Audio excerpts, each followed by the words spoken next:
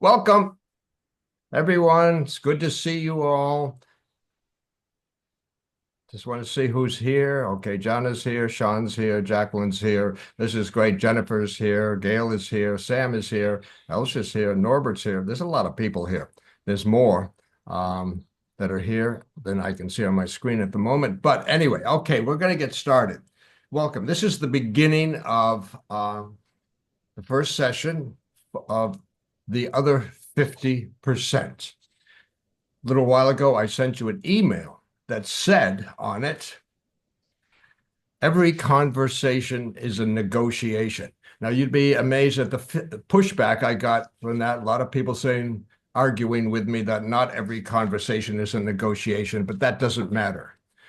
What matters at the moment is what kind of conversations we're talking about and how we defined a negotiation. So let's talk about conversations first. There are many different kinds of conversations. Three main categories of conversations are: you're having a conversation which is called a decision-making conversation. You're trying to decide what to do, where to go, what vacation to take, what car to buy. That's a decision-making conversation. Very simple. There's also conversations that are called emotional conversation, when someone's in an emotional mindset because of some event or whatever. They're dealing with strong emotions. They're not trying to make decisions necessarily. They're dealing with overpowering emotions. A third one is called a social mindset or social conversation. Now, what that means is that the person or you are trying to work out how to present yourselves, how you want to be seen by society or other people. Now, that has a lot to do with what I'm doing right now. I'm more in a social mindset right now because I'm presenting stuff to all of you. And I'm not trying to make decisions, and I'm not dealing with emotions. So let's just take those three for the moment. Different mindsets. Now, when we are working with people, as directors, as collaborators, or with neighbors, with family, any conversation, what you want is to make sure you are aligned with the other person. You are in the same kind of conversation. In other words, if you're in a decision-making conversation, but the person you're talking to is in an emotional mindset, it's not going to work. There's going to be a collision.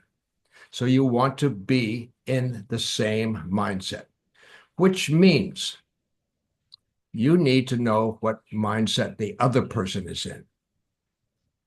Okay, now these mindsets have to do very clearly with what the other person wants. What do they want?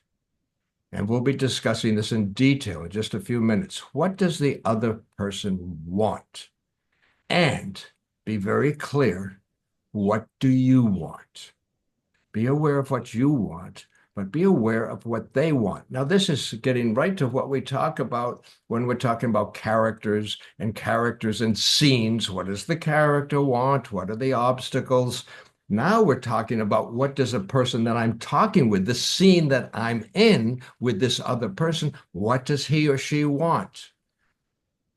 And can I align myself with that? Because if you can align yourself with the other person, and I'll show you how to do that, the conversation is going to go much better and much smoother, and the chances of you getting what you want are much better. So it has to do with what the characters want.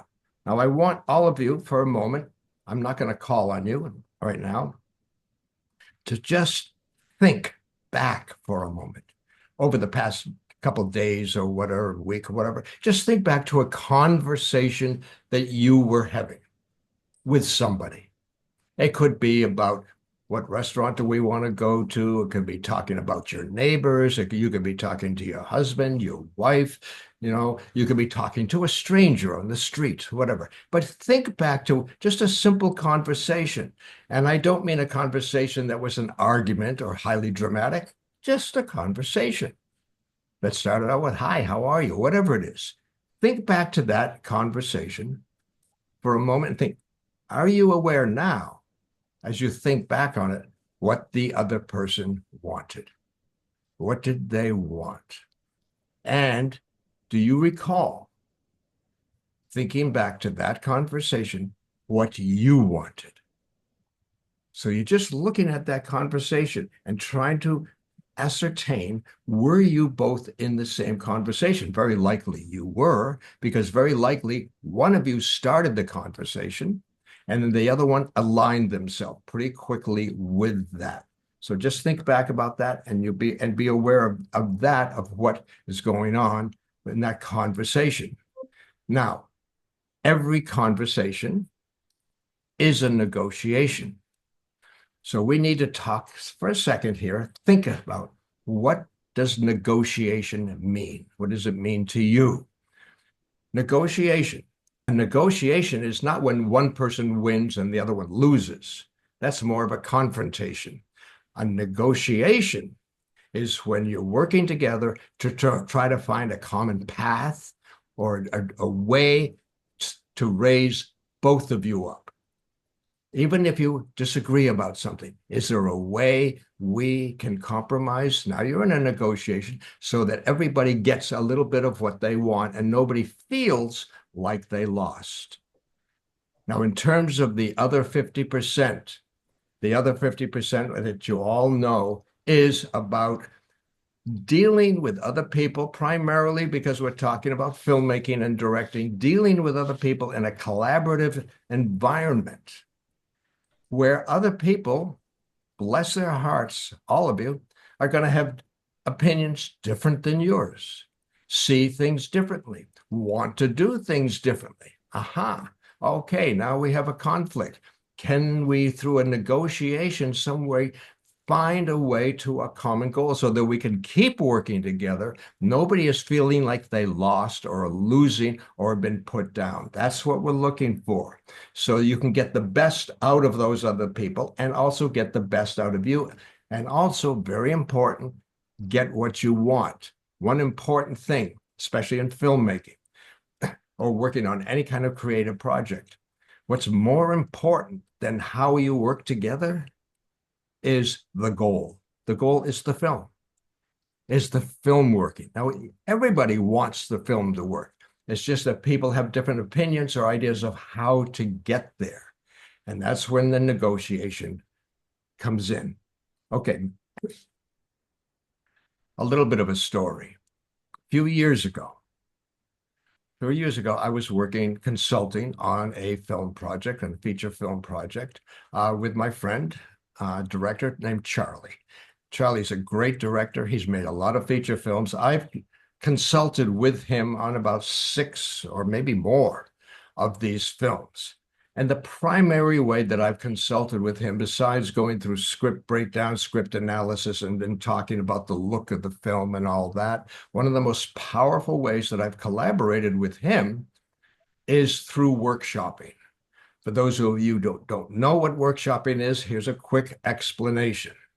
What we do, what Charlie and I do, is we gather a group of actors together who are volunteer actors, and we are going to look at every single scene in that film with actors in a rehearsal room or on a sound stage, whatever. We're going to look at every single scene and primarily using the tool of staging to explore the scene. And now what this does for Charlie, he gets to see the scene live, to see the scene come to life for a moment. So this is what workshopping is. So that's the process we're in now. We're workshopping scenes. We've been workshopping scenes for a few hours this day, and now we're working on a new scene. In this story, there's some key characters. One is Steve, the actor, and another is Brenda, a young actress, and there's a lot of other actors there. So it's a group of about a dozen of us working together in this room, chairs and tables that we're using to make it look like sets and things like that. And Charlie is directing another scene. And the way it starts is Charlie has picked the scene. He has picked the actors he wants to be in the scene. He's explained very quickly what the scene's about, a little bit about the actors, what he's looking for, and then he starts staging the scene in the set that he has sort of set up. And in this scene, the actor Steve has been cast as this very powerful businessman in this little town who is having great issues with land because he's trying to grab as much land as he can. And there's this one family, there's actually several families, but this is one main family with this indigenous family, a mother, a father, and a daughter who have a little chunk of land that they don't want to give up. And he is not happy about that because it's causing him problems. So this scene takes place in Steve's office. And this family is there to talk to him about this piece of land and claiming it's theirs and he can't take it. Okay, that's the general idea of the scene. At the beginning of the scene, the way Charlie stages it, the family is already in Steve's office and they're sitting there in front of his desk waiting for him to arrive. At the beginning of the scene, right after action, Steve will come in, and the way Charlie stages it, which is very typical. He'll come in, he'll go behind his desk. So now he's facing over his desk. He's in a power position in terms of staging, very much a power position. And so he can confront this family and the scene will play basically across the desk from Steve to the family. That's the way it's going to play. And Charlie explains this. The actors go, okay, I got it, I got it, I got it, I got it. And then they all get into position and Charlie says, action. Now he just wants to see the scene, see how it plays out. The family's sitting there, action. Steve comes barreling in, but Steve does not go to the desk. Steve goes over to what he imagines, because there's no real set there, is a window. And he's looking out the window with his back to that family. And Steve's choice, he's smoking a cigar. And he's standing, and the whole scene plays. And now what's happening is Steve is not looking at the family at all. The family is behind him. And I can see, I'm watching Charlie. I can see Charlie is not happy. This is not the staging he wanted at all. And he lets the scene play out, and I'm watching it, and basically it doesn't work very well. It's not that interesting. Charlie is not happy at all. Now you got to understand, my job, I'm going to explain my job here. My job is I'm there as a consultant. I'm there as a creative consultant. I'm there as the expert, if you want to call that, on staging, because that's what Charlie wants. And as I'm watching, I'm aware that I'm always watching two scenes simultaneously. The one scene I'm watching in this case is the scene in Charlie's office. Steve's office, and Steve comes in, the family's there, there's the confrontation, blah, blah, blah. That's one scene.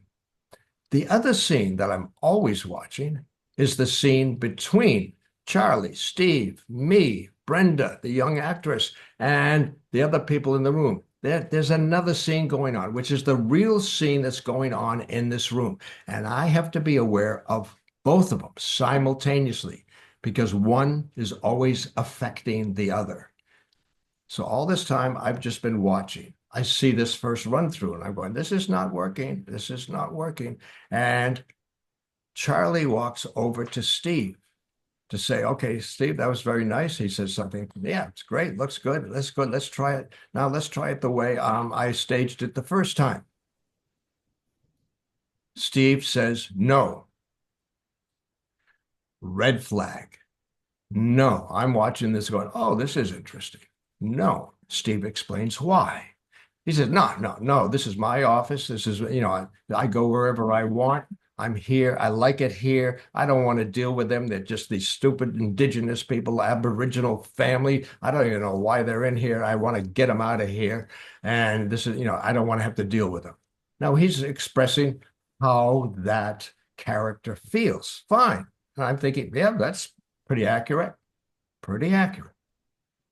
But still, the choice of staring out the window is not what Charlie wants. And Charlie tries to negotiate a little bit with Steve. Okay, fine. Yeah, we've seen it your way. Now I want to see it my way. And Steve goes, no, no, no, no. Now this way works the best. Now Steve has just overridden the director and told the director that he knows better. This is not good. This is a problem. And there's going to be a tricky process trying to negotiate this. Charlie does what a lot of directors will do at this point, back down. Okay, fine. Yeah, let's just, and basically what he says is, okay, I'll look at it again. Let's just run the scene again. So that's fine. That's a nice way to handle it. Keep away from the conflict. They run the scene again. But this time, I move for the first time, and I go to a point where the imaginary window that Steve is talking out of, I go to the point where I'm looking through that window from outside into the scene. I want to see the scene from that angle. Actually, it's a great camera angle. And there are a lot of people that are spread around. So my going there doesn't really mean anything to anybody. Oh, fine, Mark's over there. It doesn't matter. Now I'm watching the scene, looking straight at Steve when he comes in, assuming he'll come to the window. They run the scene again. Steve comes in right to the window, smoking his cigar. Scene plays pretty much the same way it did the first time, which was really no confrontation between him and the family. Because in a way, Steve is playing it like he has already won. So there's very little conflict.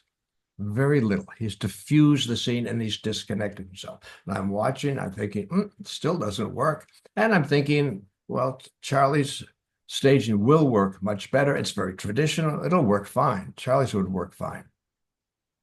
Scene is over.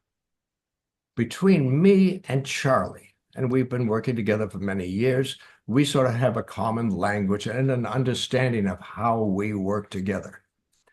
I will not interfere. I will not say anything. I will not even offer to say anything unless I'm called on by Charlie. I look at Charlie, and Charlie is shaking his head. He's not happy. And he says to me, okay, Mark, tell me what you think. That's the clue. That's what he and I call the handoff. He is handing off control of this process to me. Now I'm in a very sticky position. This usually happens, very sticky, because quite honestly, I could make things worse real easy, really easy. I could upset Steve. I could upset Charlie. I could do whatever I'm going to do. And I've got an actor who doesn't want to budge, who doesn't want to do what the director wants to do.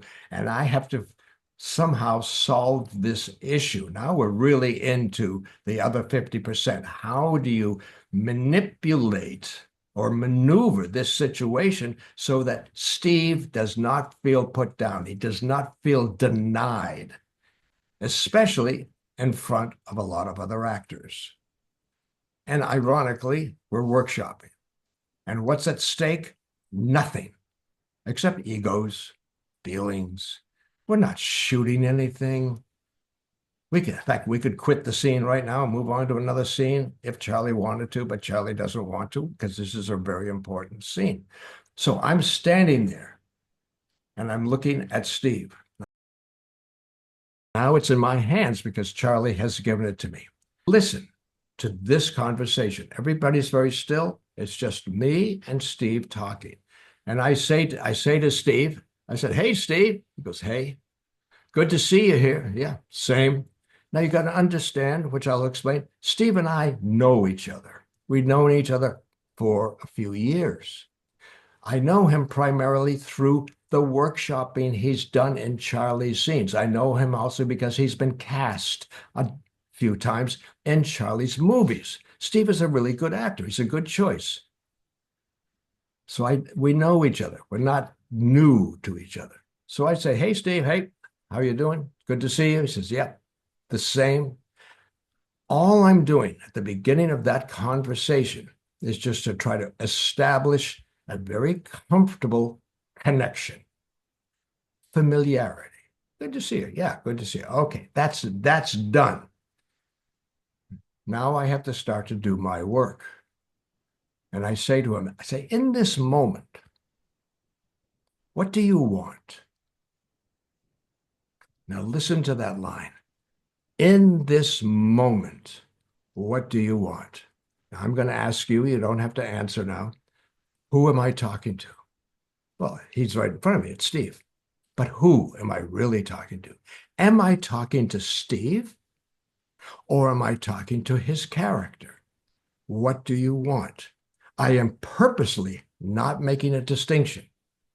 I'm not saying, Steve, what do you want in this moment? I'm not saying, what does your character want in this moment? Neither. What do you want in this moment? And I'm just waiting for his response. Now, one thing to be aware of working with actors, you have an actor who's going through whatever it is they're going through. They show up that day. There's things going on in their lives, and whatever's going on in their lives emotionally, politically, whatever challenges they have, sometimes gets mixed in with what's going on with the character. Sometimes the character is a great way for them to deal with what they're going on. Lots of times what's going on with the actor messes up the character. I ask him, what do you want? His response is, just power, control. I want respect. I mean, these stupid Aboriginals, they come in here. I don't know who the hell let them in. They're dirty, they're filthy, they shouldn't be here. This whole thing should be handled by somebody. I just need them to leave. I just need them to leave. Now, I'm going to ask you, what do you hear? Now, this is seriously, I am asking you. Any of you want to raise your hand? Yes, Jennifer. You're asking what he wants? Yes, that's all I want. Yeah. What do you hear I when he hear says, him I hear him saying that he feels out of control, he feels powerless, and he wants to feel at least like he has some power. okay, good. Okay, I hear the racism. I hear the impatience. Now, it's very important now what I say. And I say, oh, yeah, great. Yes, right. I'm going to agree with him. Good. I hear you. I hear you. And very important in terms of negotiation, I'm aligning with him. He feels heard. I want him to feel heard. I want him to feel like he is in power.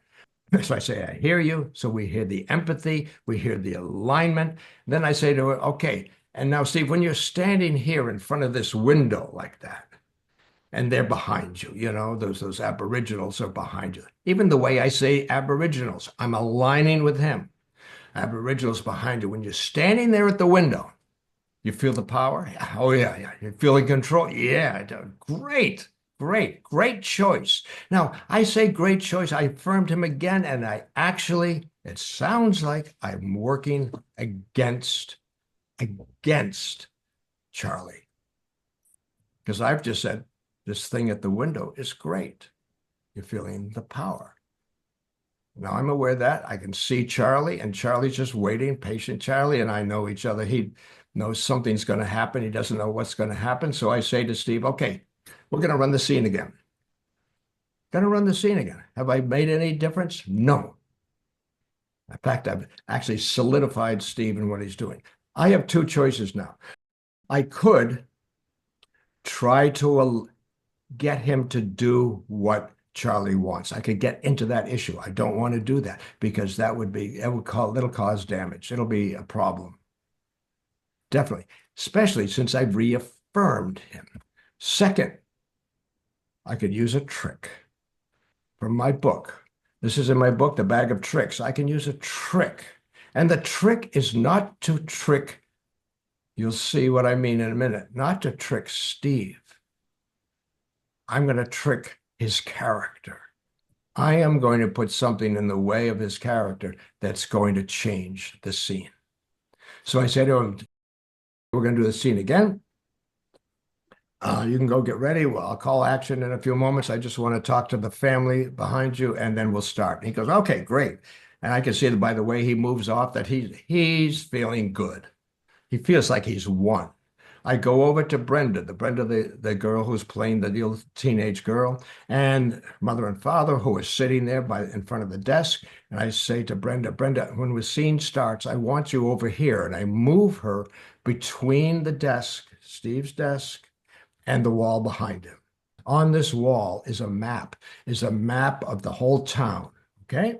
And I want you, as the scene is starting, I want you back here, and you're explaining to your parents, because they are not that well educated as part of their characters, how to read maps. So this is a map, and these are the roads, and this, and then you're explaining. You just improvise this. Don't worry about you. I know it's not in the script. Just do it. Improvise, explaining the map and showing them where your property is on the map. Okay? I just want you to do that and stay there as long as you like. Okay? As long as you can. That's important. Stay there as long as you can. Stay there as long as you can, explaining that to your parents. And she goes, "Oh, okay." So she goes over there and she's standing there. And I nod to Charlie. Charlie says, "Action." And the scene starts.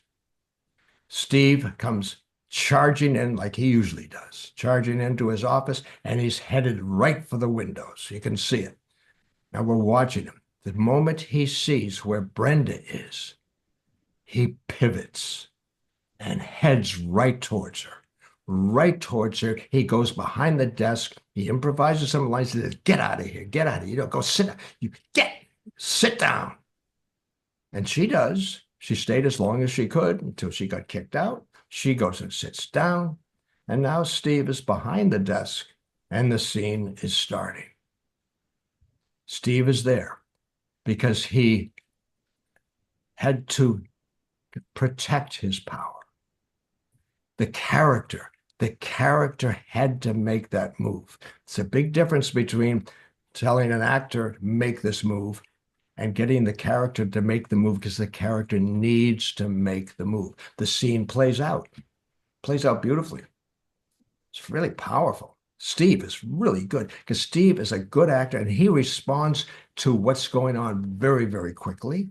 He gives a great performance. So does Brenda and the family. And by the time it's over, everybody is happy. Everybody is happy. And Steve is getting a play. The actors are telling Steve, "Great, great scene." Well, all we hear is praise. All we hear is praise. I'm looking at Charlie. I know Charlie well. And there are a couple of little things. Sometimes he's very quiet. And as the scene was playing, I'm looking at him and he's nodding his head. Okay, this is good. This is good. Then later he's shaking his head. How did he do that? How did he do that? They're mixed together. And I know that, and we know each other well enough. So now the scene's over. The scene is finally over. Now, getting back to all of you about this whole scene that I've just talked to you about. What do you think? What do you think of this conversation? What do you think of the scene? Any questions any of you have? Yes, Jennifer. So when she was over by the map explaining to her parents, did that kind of effectively make it to where it would be a lot easier for him just to go to the desk? Was she kind of partly blocking the window to him, or No, I'm she's trying not to blocking. No, she's not at not all. blocking the window. The So window he is, still could have gone to the window, but it wouldn't have he been as could powerful. have, but think about this, Jennifer. If he had gone to the window, if he had seen where she is, which he is impossible for him not to see where she is, and he had gone to the window, who's in power? Yeah, Who's in she's good? more dominant there. Yeah. Yeah, he can't do that. He can't. The trick is, the trick that I did was stage another character so that the character you're working with has to make the move you want them to make. Has And to, so, has no choice. If he had gone to the window, he could be there smoking his cigar, but then either she's in power or it's balanced, it's equal. This is not what he wanted. He wants to kick them out. So he sees that, and by instinct, he goes. And the instinct or the impulse to go there is not Steve, it's the character. Yeah. Now, it may be Steve too. That's okay. But he's there and the scene plays out. So I have one more little question. When he finally did the film or the production, did you keep that scene in there, or was it already like he saw his power behind the desk?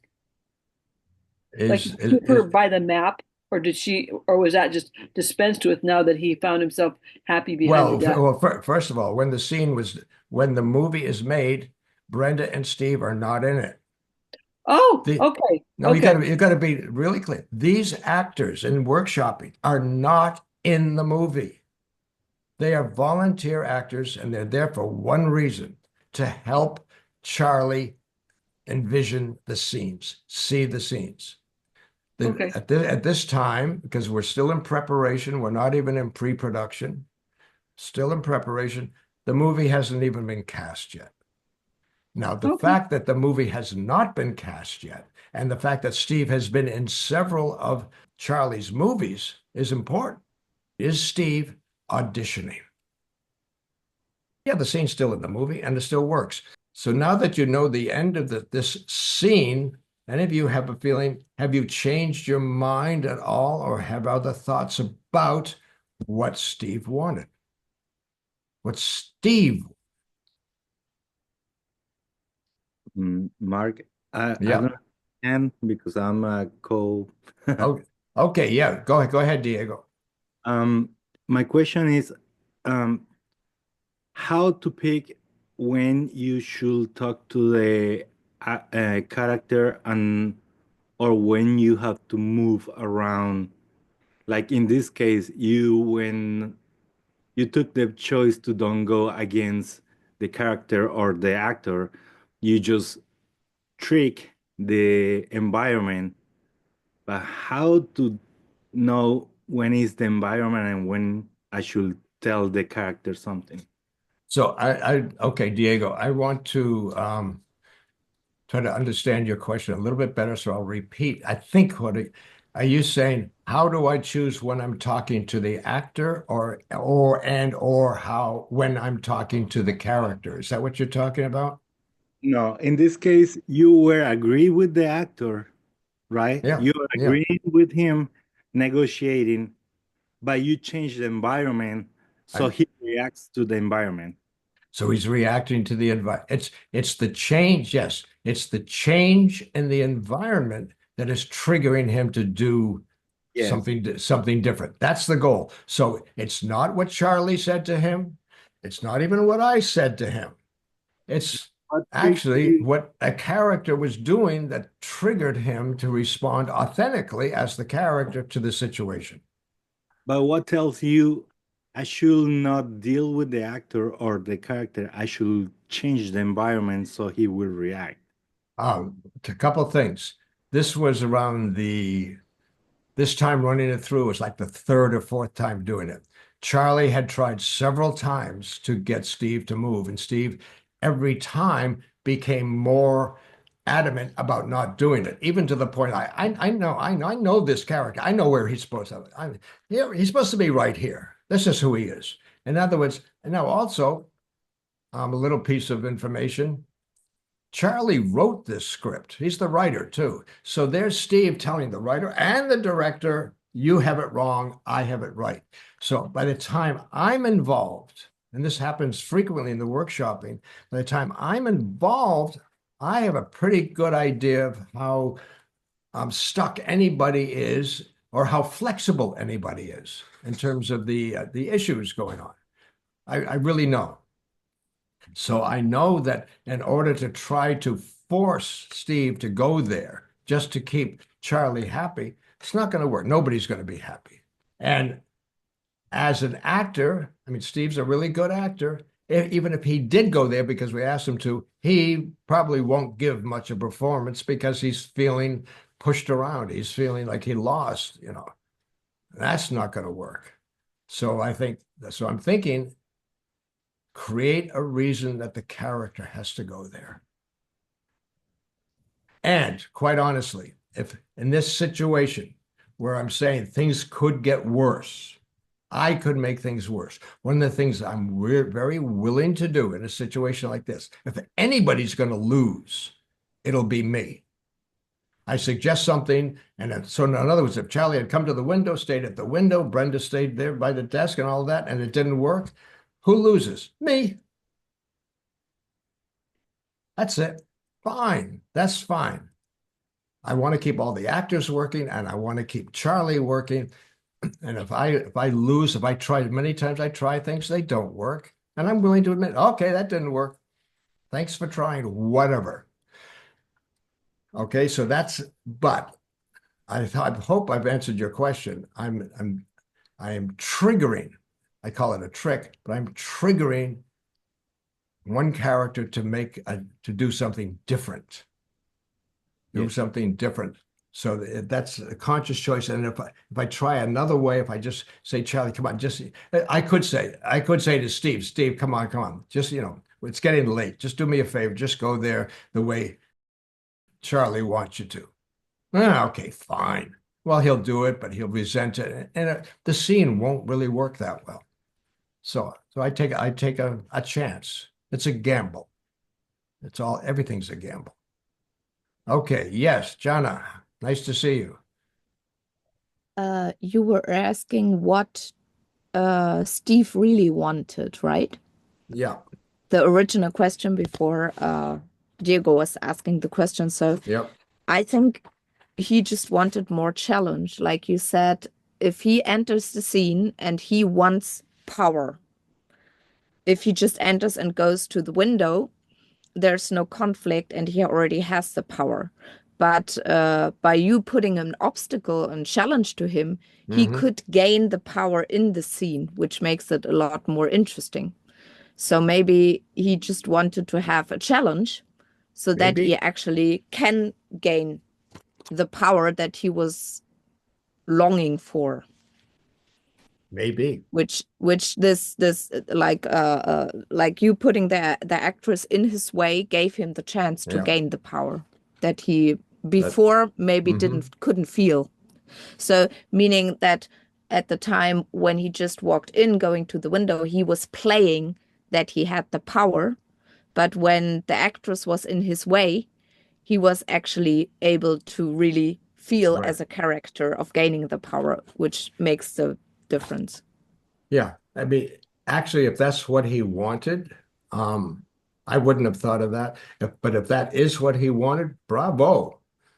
Then say so.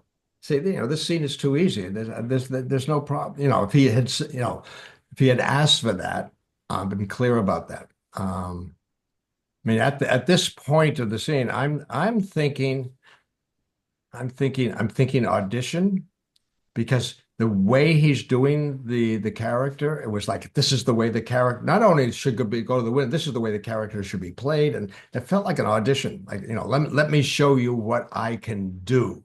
And you'll love it. There was confidence, I think, from him that he wanted validation of some kind. And he did want power. That was my feeling. Anybody else? And then I'll tell you how this little confrontation ended, which changed everything.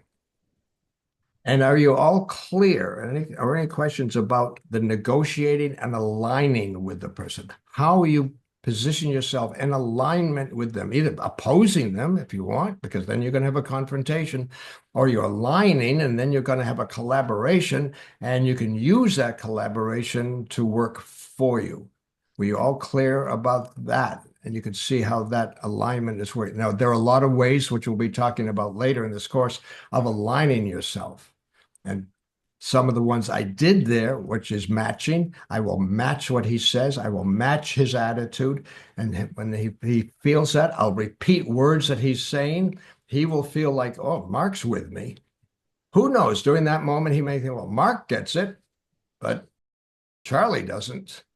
That may have been what he was thinking at that moment. Oh, one thing that's very important is when Charlie saw the scene that one time, because he is very good at this, when he has seen enough of the scene that he knows what he wants to do with it, he will get out of the scene quick. We won't keep working on it. So that's what happened. After he said, okay, great. I got what I want. Perfect. Thank you. Let's move on. And he'll move on. Smart move. There's a power move. There's a power move, because you could look at this as if Charlie had lost his position a little bit. No, he just reclaimed it. Great, got what I want. Let's move on.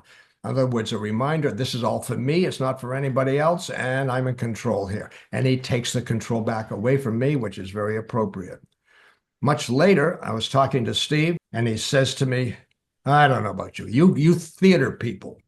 You think this isn't theater. We're not doing theater here. Now, this is his response. First time he speaks to me after the scene. We're not doing theater here. This is cinema. This is cinematic. I know cinema. I know cameras. I know cinematic storytelling. I know cinematic staging. This is just theater stuff that you're doing. We're not doing theater. And I said, no, you're right.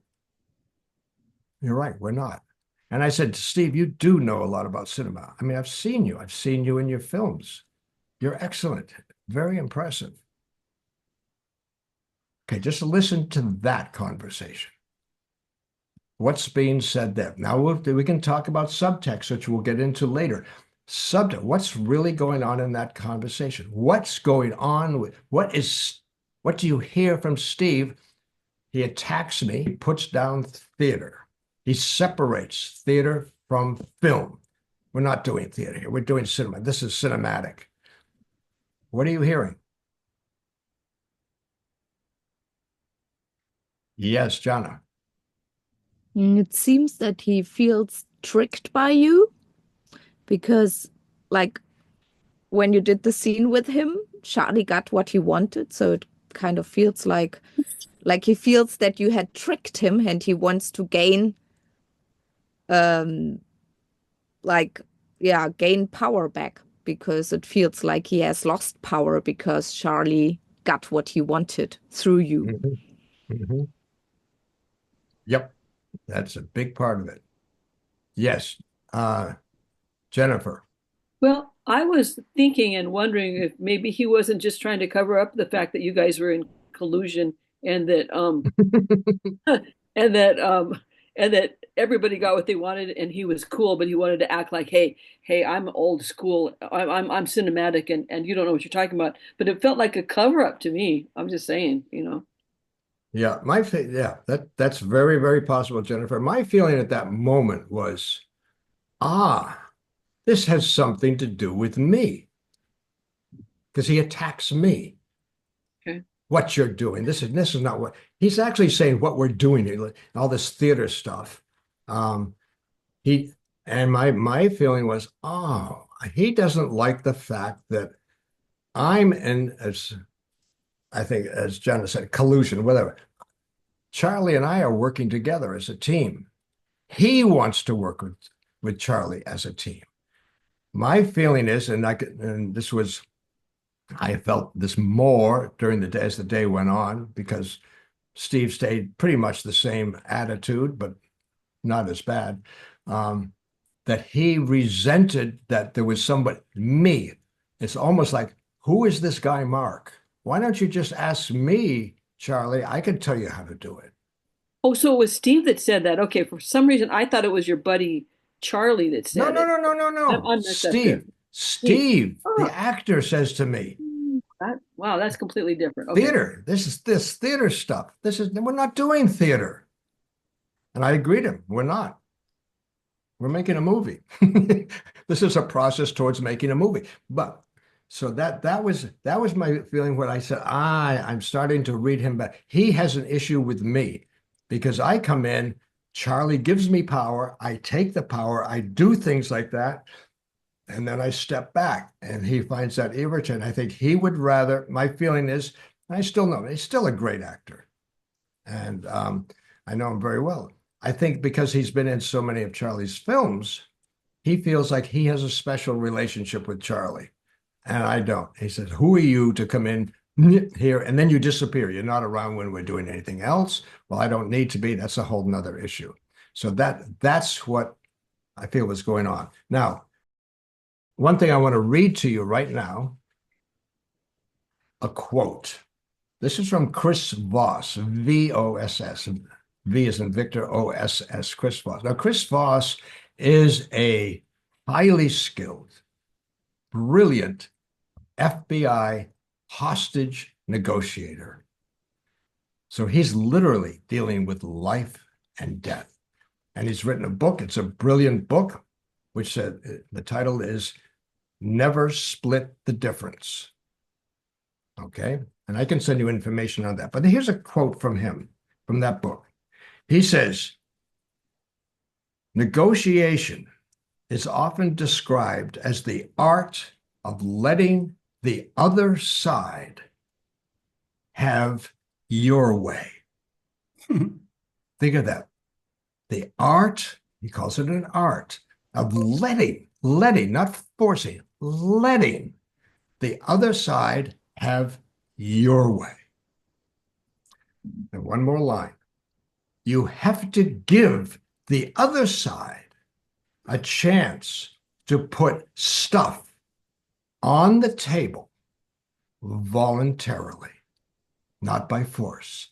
In other words, you have to give them a chance to present their position, but to be heard voluntarily. You have to allow them to that, but then your goal is let the other side have your way. In other words, I want you to do it my way, and I want you to do it my way, thinking you're doing it your way.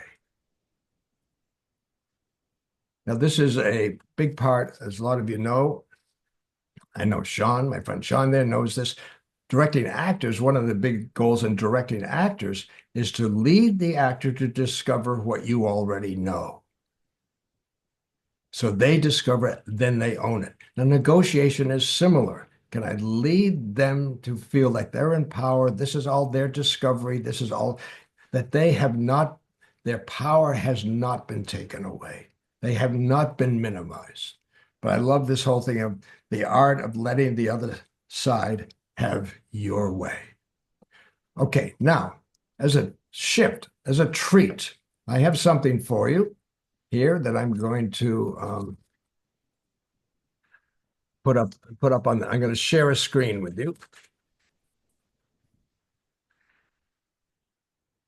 And by way of, I'm bringing into this conversation another teacher. A guest teacher. We have a guest teacher here. Now, he doesn't know that he's a guest here, but I know he's a guest here because I've decided he's a guest here. And his name is Andrew. Andrew Bustamante. He's a young guy, vivacious, brilliant, passionate. He's an former, as he says, former CIA spy. And now he is sharing a lot of his knowledge and his understanding and his skills in terms of being a spy with the world. He's brilliant. Elsha discovered him several months ago. We watch him a lot of the times. So this may be for you an introduction to somebody new, but that's good. So this is about 13 minutes long. I'm just going to start it and let it play.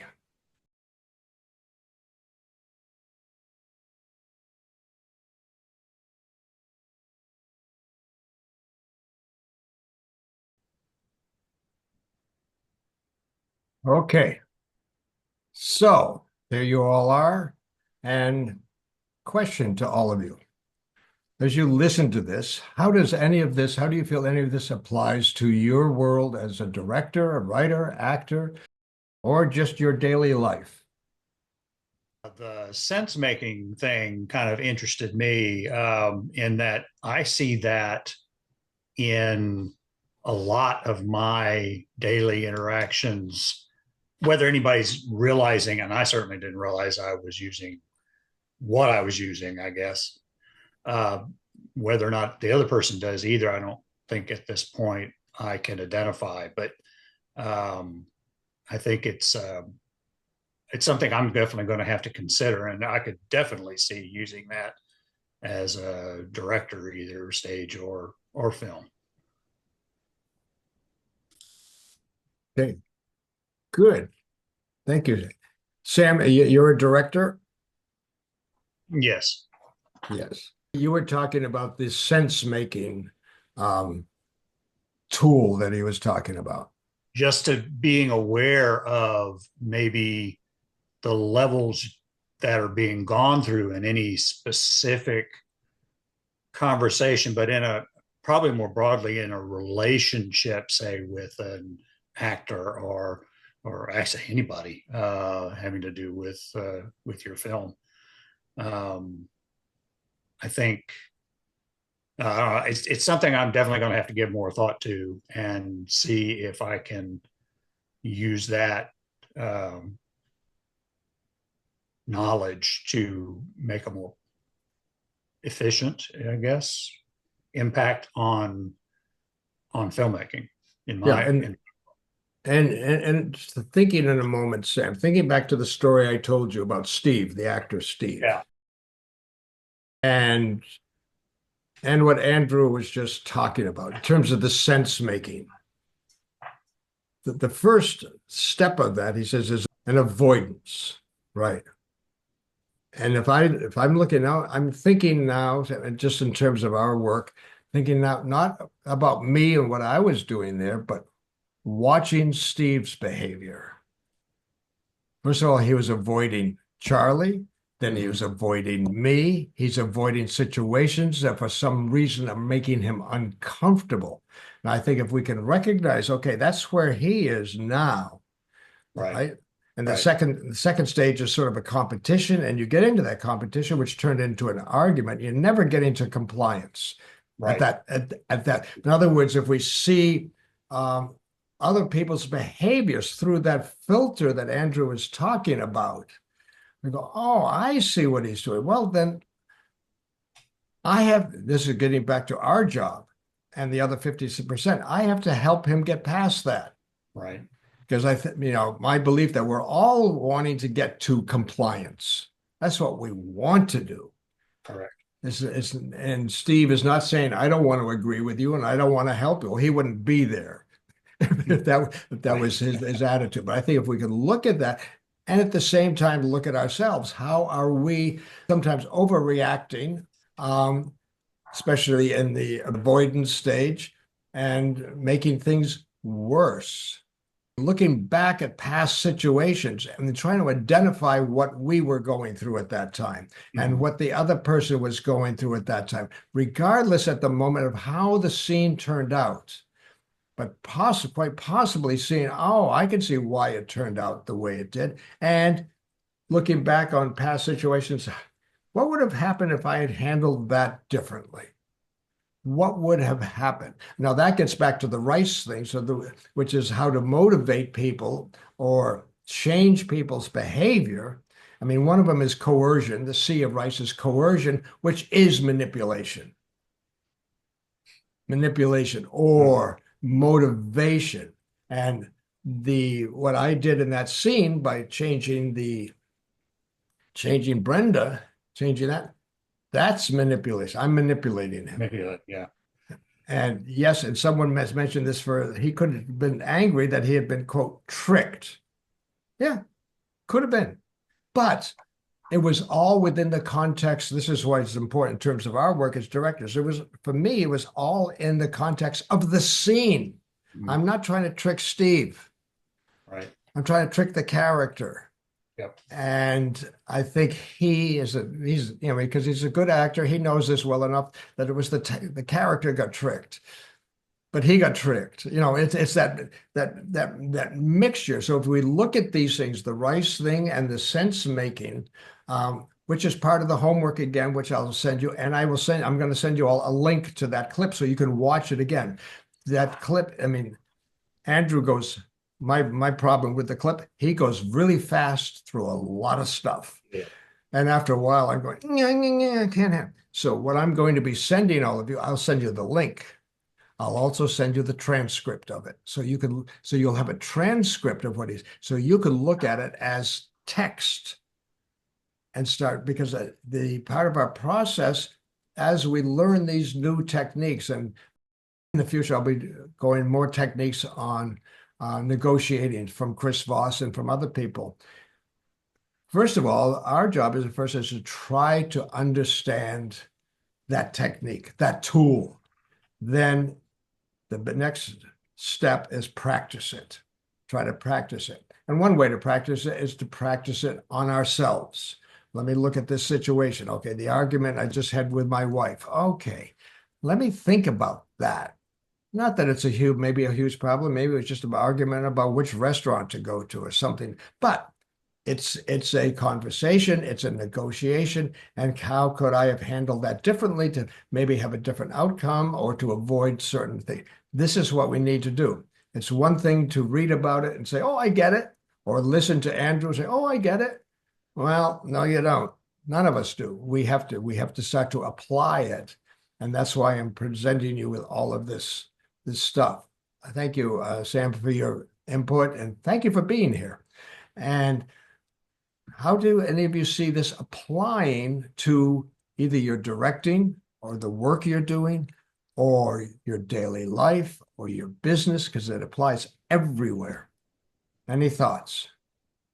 Now, John, you have your hand up. Okay, unmute yourself.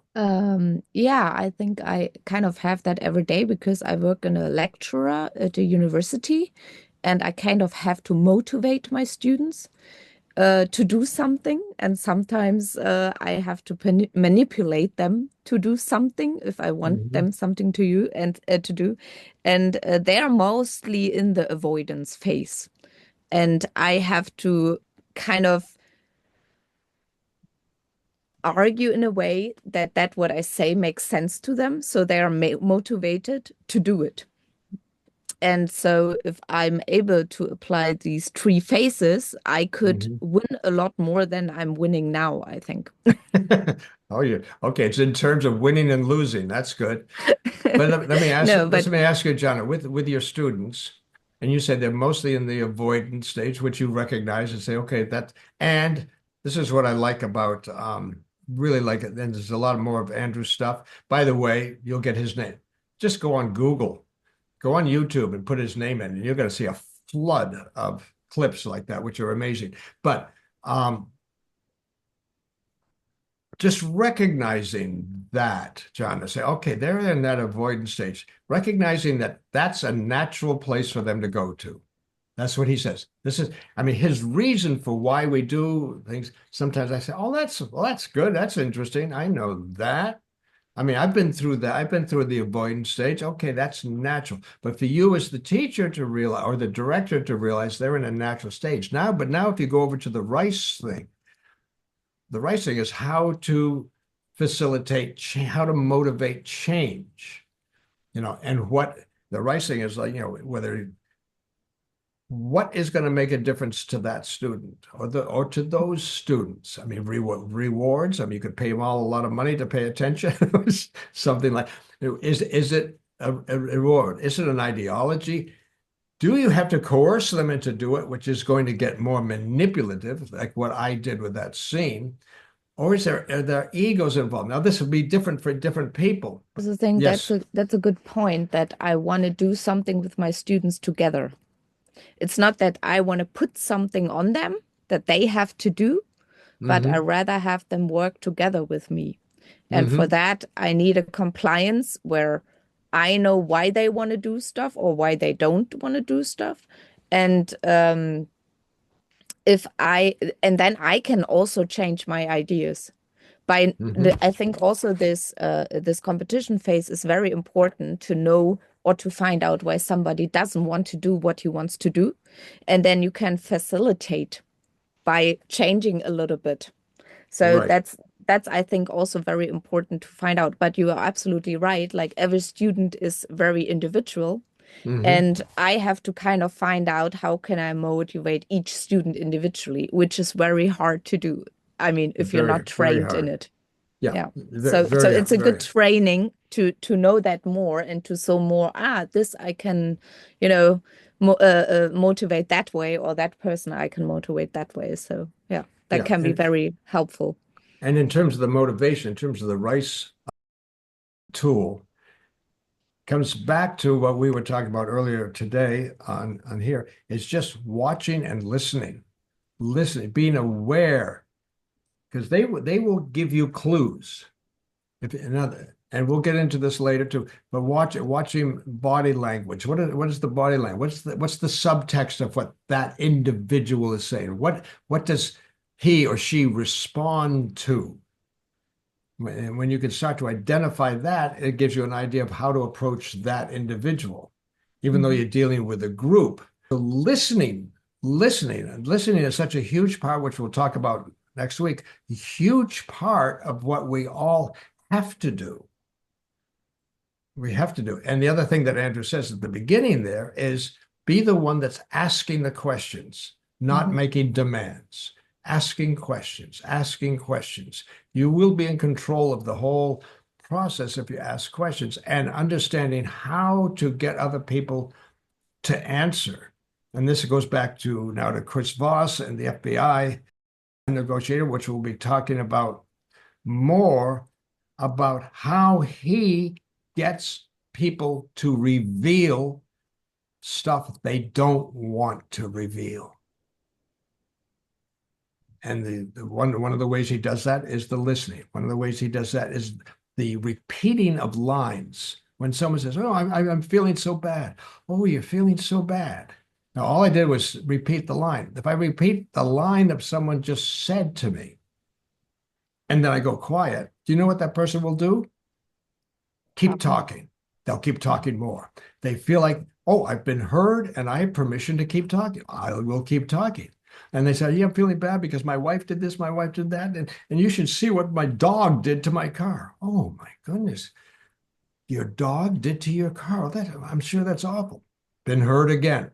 You have actually given no information and you've asked for nothing, but you've mirrored them in a way, and by just repeating, and they'll keep talking. And this is what Chris Voss is brilliant at. And he just keeps waiting. And he tells one story where he's negotiating with a bank robber who's inside. And the bank robber says, yeah, and I'm feeling all alone. You're feeling alone. Oh, I'm sorry. Yeah, I'm feeling alone. Yeah, that's because Fred left. Fred left. No idea who Fred is. Fred was the drive-away car that left when the police showed up. They didn't know that. Fred left. Yeah, he left. He took the van and he left. Oh, now they're hearing, okay, we got a guy named Fred. He's got a van. He left. We have to find him. He's getting information just because he's left room for this other guy to talk. And he has become, as a listener, his friend. He feels less alone because Chris Voss is listening to him. So this is all these techniques on how to get to what you're talking about, John. You got to get, how can I get to know what's really going on with this person? Yeah, very tricky. Oh, Jennifer, I'm so sorry. I didn't see the hand. Thank you. Of course. Talk. I'm just really struck, like for myself and probably most of the people I know, how much we just live in that little survival avoidance zone. You know what I mean? It's like we avoid conflict, and when there's conflict, it's like we just find a way around it or what have you. And how really the stuff of life is that I like that he used that word scrimmage. It's like we're both on the same team. It's not that we're on opposite teams, Right. Anyway, so I was really struck. I thought there was a lot there. Good. There is a lot. Yes. Watch. Now I'm going into the future. After you leave this today, you're going to be all of you are going to be in a conversation with somebody today. I'm assuming. Watch the conversation. Just think, what does this person want? What does the other person want? What kind of conversation is this? Okay, this is a decision conversation because it's all about, where are we going to have dinner tonight? That's simple. If it's, if you're talking to someone who's really upset because they don't have enough money to cover their rent or something, okay, now maybe it's emotional. Just being more aware, consciously more aware. Now, in your journals, I asked you what you wanted from this course. So I would love to hear any of you who are willing to volunteer to come, just put up your hand and talk and share with me. what you are looking for in this course. Now, remember one thing I'm going to say about this course. I'm here, you're there. This is a conversation. This past hour and a half has been a conversation of sorts. And you come with your wants and your needs. I come with my wants and my needs. So, any of you willing to share, you can read it from your journal. If you have a journal, I hope you all have a journal. Writing in the journal is really important. Okay, Jennifer. I think, oh gosh, I'm sorry. Being a writer, I started thinking, well, then how can I leverage it then? How can I make sure that I'm aware when someone's trying to manipulate me and make it go the way that they think they should do, but at the same time collaborate? And what was the other thing? Oh, just to know how to, I don't even know how to write a screenplay. So Sure. I'm curious about that too. Thank you, Jennifer. Now Elsha's asking me what I want. Elsha's sitting right over here, you see. Those of you who know Elsha, she's right over here. And if you ever see me do something like this, you know, if you ever see that move like that, that means a note was passed to me, a message. Anyway, what do I want? What I wanted today was to the best of my ability, share with you not only my knowledge, but more importantly, my experiences. That's why the story. It's one thing we can talk about, sort of like Andrew did, about a lot of information and tools and stuff like that, which becomes impersonal in a way. I wanted to connect with all of you through my story and through my experience. And one thing I think I did not achieve that I wanted to achieve, which I will achieve with the next story I tell, is to share with you, I did for moments, my vulnerability in the story, within the story, my sense of uncertainty, and even getting back now to the sense making, my sense of avoidance or resistance to what my job is in the situation, or my fears, which I did share with you, of I could make a mess of this. I could really mess this up easily. And my concerns about taking a risk, which I did take with that trick. It worked. But there's no guarantees. So that was my goal, is to share as much, because I do know that sometimes stories stay with us longer than, quote, lectures, a story, an event. And that's why I keep going back to stories. So that was my goal. And my other goal was to, working with you, collaborating with you, get you intrigued about the challenges we're facing as we collaborate with other people, even if the collaboration is just, what movie do you want to see? Or a conversation, meeting a stranger on the sidewalk and talking, whatever. Just be aware of that, because this is this is our life. This is how we connect. This is how we relate to other people. And yes, Jana, you have your hand up. I just wanted to share what I wrote down in my journal. Okay. Okay. So I wrote, I want to realize better when I'm in a conversation where I'm stuck. And instead of fighting and resistance, which I sometimes do now because I don't realize that I'm stuck and then I try to fight, instead of that, I would like to know possible ways to kind of free the conversation again. Good. Like not being stuck again. So that was what I wrote down in my journal, what I wanted to achieve with the course. And how the whole course. In the whole course, yeah. That I maybe in the end I realize a little bit better, oh, this is a conversation which doesn't go forward anymore, but I step away back and I can look at it a little bit from the outside and then maybe find a way how to get to free it up again and not to have this getting the conversation into a confrontation. Right. So do you feel that's great? Do you feel like you've taken at least one step in that direction?